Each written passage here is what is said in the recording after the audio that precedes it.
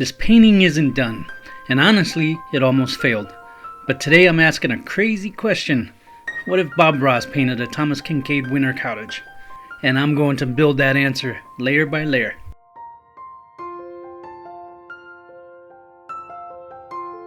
Right now, this is just a foundation. The globe isn't on yet. The story isn't finished. This is just part one, structure, texture, and getting the scene ready for light. Quick note, some of the links in the description are affiliate links. It doesn't cost you anything extra, but it does help support the channel. If you're interested in any of the paints that I use, it's Winsor and Newton, and you will see a link below in the description. I'm also using Liquin. Liquin is used to improve paint flow and increase transparency, which is great for the halo around the moon.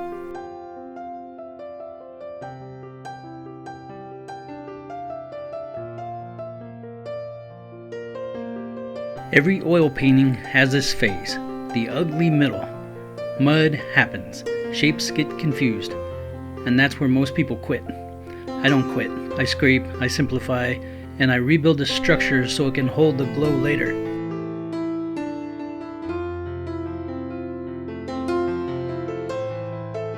This is oil paint, but I'm treating it like charcoal. I put down the paint with the brush carefully and then smooth it out a little bit, but I also use my fingers like charcoal. If the edge is too sharp, the glow dies.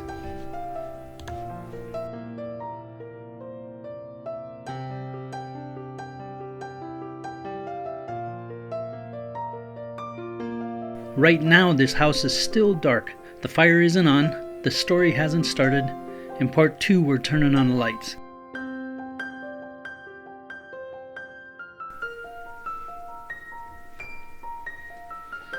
That smoke tells you someone's home. It's not decoration, it's life.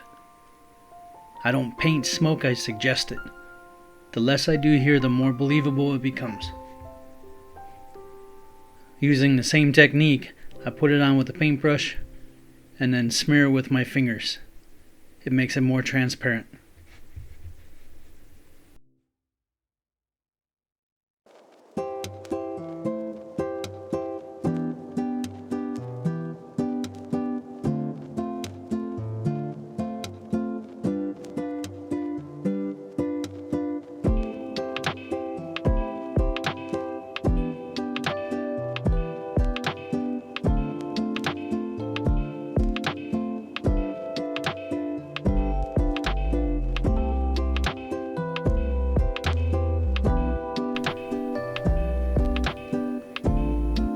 With a palette knife, I'm adding a little bit of paint to the sides of the trees where they're actually picking up the light.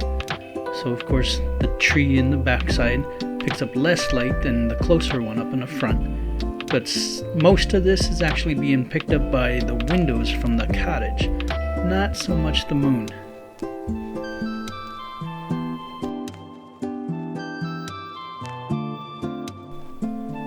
Both Bob Ross and Thomas Kinkade use paint for light. Using the palette knife on a tree like this is a typical Bob Ross technique, and the glow from the windows is usually a Thomas Kinkade-style technique. In this painting we're going to be using both.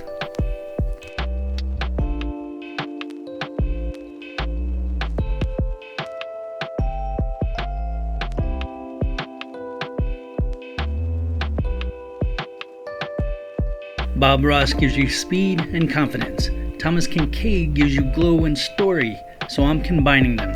Big brush, soft pressure, and building snow that feels thick and quiet.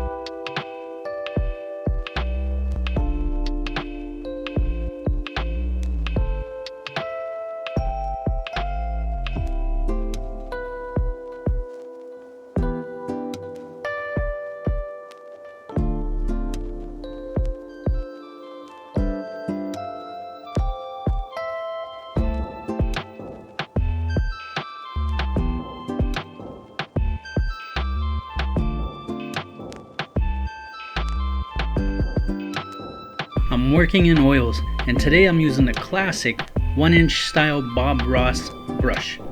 Most people think you need tiny brushes for detail. You would be surprised what kind of detail you could get out of this little 1-inch brush.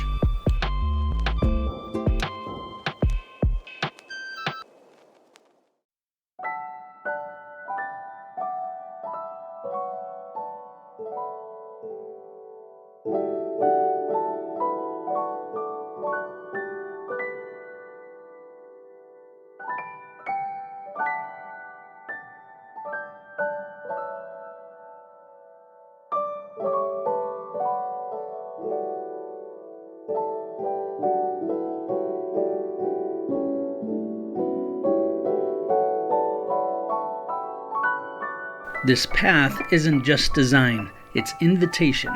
Your eyes enter the painting right here, walks up the snow, and ends at the door. If your composition doesn't guide the viewer, it doesn't matter how pretty it is.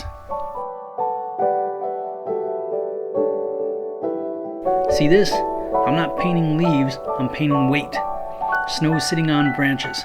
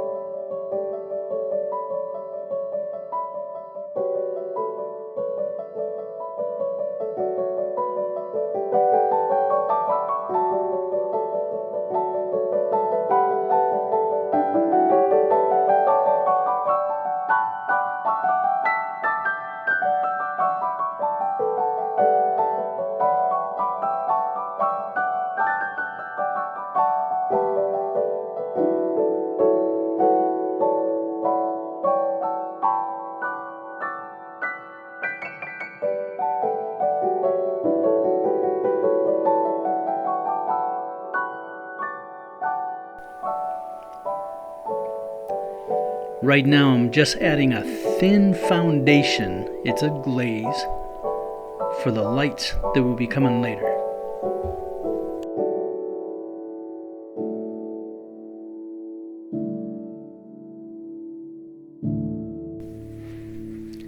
There's still lots of details that need to be added, but every step closer helps build that excitement for what it's going to look like when it's done.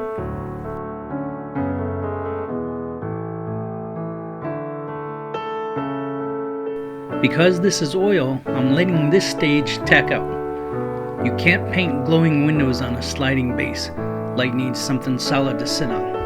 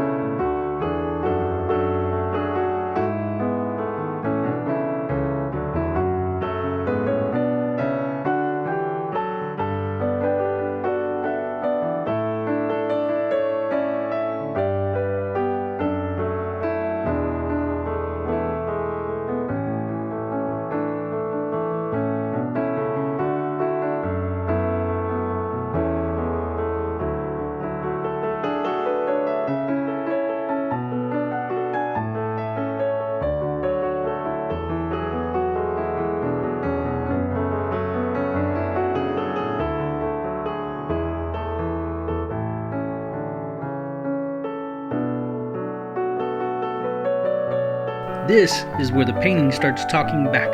The red door. Everything here is cool. Blues, grays, moonlight. So the door becomes the heart. Not just a color, it's a welcome.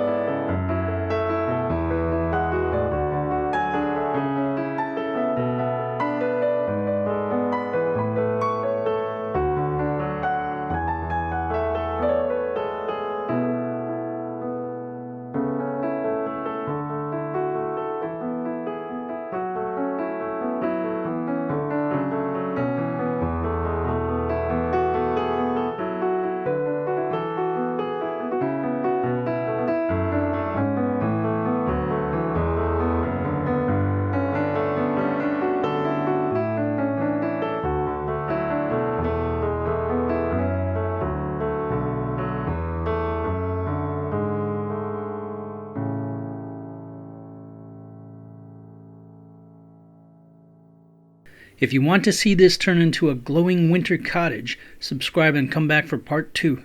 We're about to bring this place to life.